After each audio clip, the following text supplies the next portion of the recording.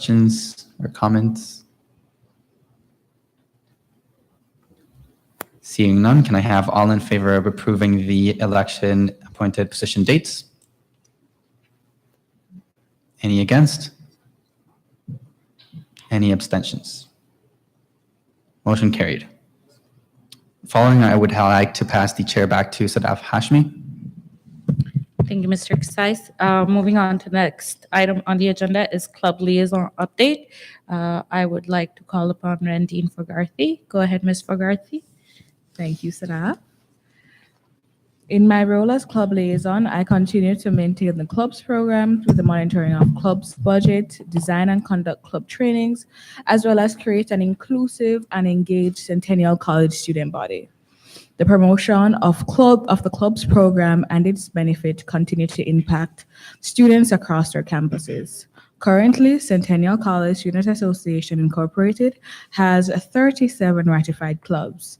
7 clubs will be ratified at today's special general meeting, making it a total of 44 clubs under the umbrella of CCSAI. Thank you. Thank you very much, Randine. So the clubs that will be ratified tonight will be CCSAI First Responders Club, CCSAI Vegan Club, CCSAI Biotechnology Student Society, CCSAI Zumba Club, CCSAI International Development Student Society, CCSAI Stretching Samaritans, and CCSAI Council for Change. Can I get somebody to move the motion to ratify? Justin Lim, seconded by, I missed that, Mateos. Thank you, Mateos. Any discussions or comments? Seeing none, are all in agreement? Any disagreements? Any abstentions? Okay, motion carried. Congratulations.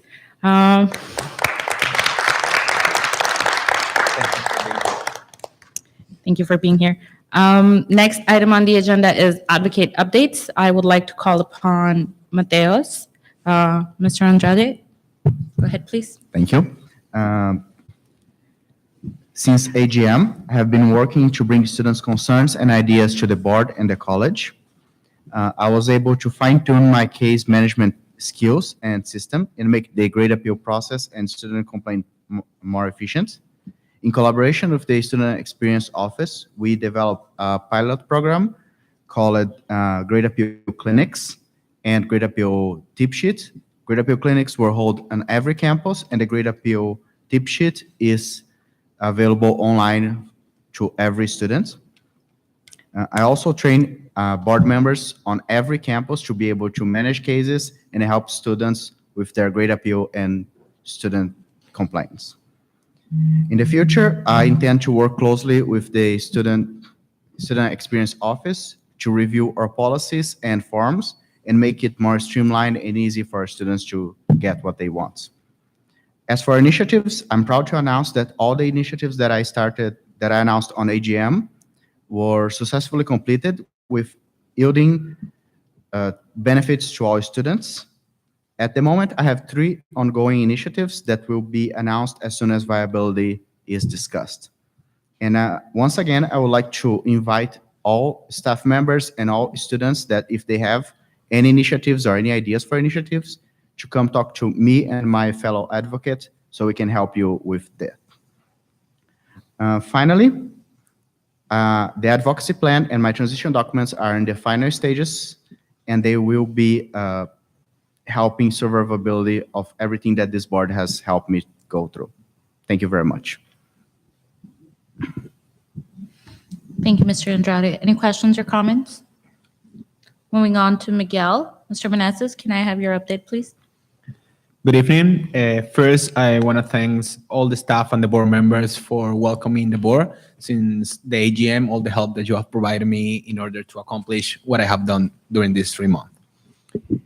During our annual general meeting in October 18, I got appointed for the position of advocate. So please be advised of the activities, committees, and initiatives I have been involved in.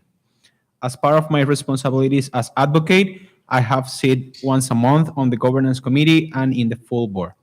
Also, I have participated in regular meetings with the students and with the Student Experience Office in order to work for the betterment of the students' community at Centennial College. Alongside with other board members, I have participated on the Advocacy Summit with other college student alliances also, where we discuss student issues and the role of board members to make the voice of the students heard in Ontario. In addition, as part of the summit, we went to Queen's Park where we discussed with several MPPs, student issues.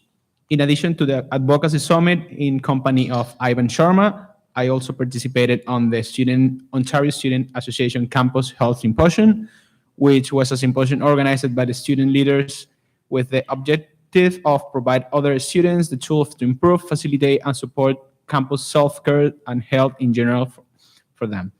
Furthermore, with the support of several board members and with the help of the Student Experience Office, I have worked on different initiatives such as the advocacy booth and the Great Appeal clinics in order to promote advocacy service in college. Lastly, in terms of plans for the next month before the end of my term as advocate, I plan to continue working on the committees I am part of, participating on CCSAI events, creating the flow chart for the Great Appeal process, as well as continue working alongside with Mr. Andrade and other staff members of the college in the working group to strengthen employment outcomes for historically marginalized graduates. Thank you so much. Thank you, Mr. Meneses. Any questions or comments? Seeing none, we'll move on to the next item on the agenda. Before I do, I just want to remind everybody about the time constraint. And so please try to keep your updates as short and concise as possible. We have next item on the agenda is deliverable updates. The first item is online offerings for CCSAI services, which is led by me. So as I said during my update, we had our last meeting last week, and some services are already online, and some we're just waiting to see, as per the new announcement, if it's going to be viable and if it's something that we should be pursuing. With that, I will move on to the next deliverable, which is feedback model and data-driven decision-making model. Ms. Garcia.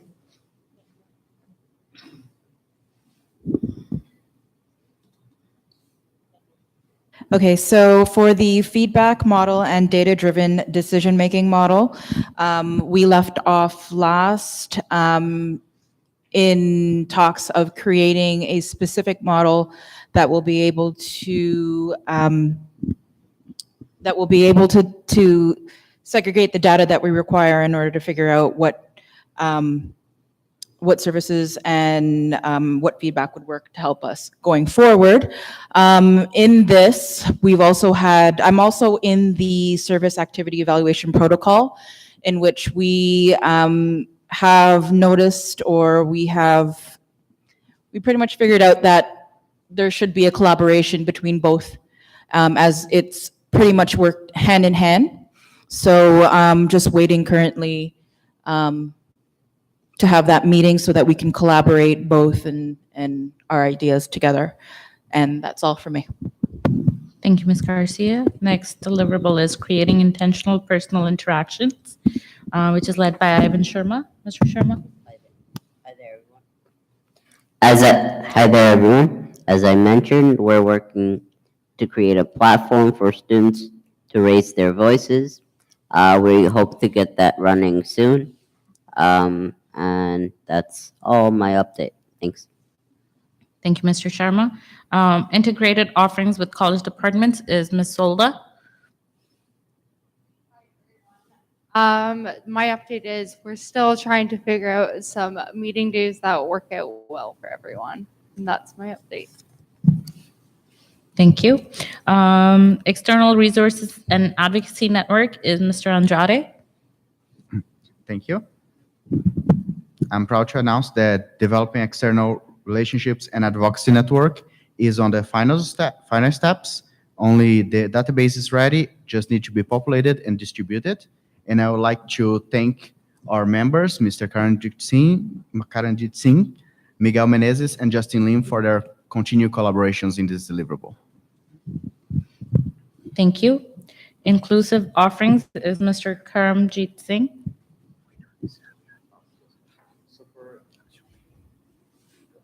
For inclusive offerings, we had meeting a couple of weeks back with advisors. And from there, we made a list that what we already have inclusive and what we should have.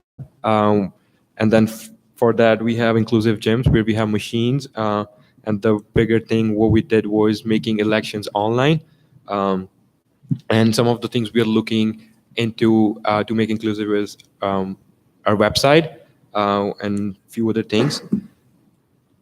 And we are looking to, group members are looking to meet in next coming weeks. Thank you.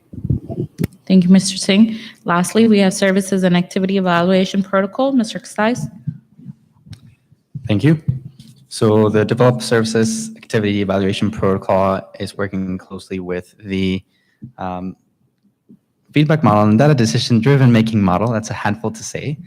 But basically, it's for us to be data-driven and to make sure that all our decisions are based on factual information, based on what you as students are telling us that your needs are, and based on how we are evaluating the services, how effective our services are being, how you're using them, if you're using them.